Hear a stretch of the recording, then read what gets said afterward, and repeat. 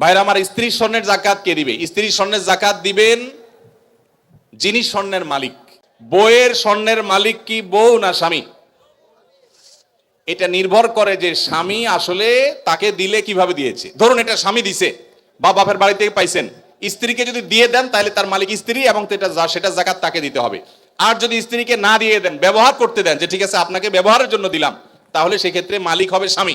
এটা ক্লিয়ার করতে হবে। এখন মুশকিল হলো স্বামী স্ত্রী যদি এগুলো নিয়ে আলাপ উঠায়, আমাদের দেশে আমরা এত ভালো, মানে অতি ভালো যেটাকে বলে, বউ যদি এখন যায় ঘরে যদি জিজ্ঞেস করেন স্বামীরে, আর বউরে জিজ্ঞেস করেন যদি যায়, আচ্ছা বলো তো দেখি তোমার এই স্বর্ণগুলো আসলে মালিকটাকে, সাথে সাথে সে বলবে, ব্যাপার কি, তোমার মাথায় এই চিন্তা কেন আসলো, কাহিনী কি, তুমি কি ডানে বামে কোনো চিন্তা ভাবনা করছো, কি ব্যাপার?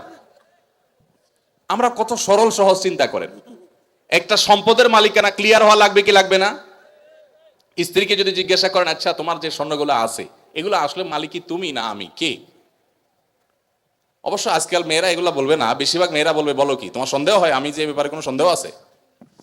যদি স্ত্রী মালিক হয় তাহলে স্বর্ণের জাকাত স্ত্রীকে দিতে হবে। আর যদি আপনি স্ত্রীকে ব্যবহার করতে দেন, বলেন যে তুমি ব্যবহার করো, আমি চাইলে যে কোনো সব বিক্রি করে ফেলবো, তাহলে সেক্ষেত্রে আপনাকে জাকাত দিতে হবে। এখন মুশকিল হলো বেশিরভাগ ক্ষেত্রে এই সমস্ত ইস্যুতে আমরা চিটারি করি অনেকে।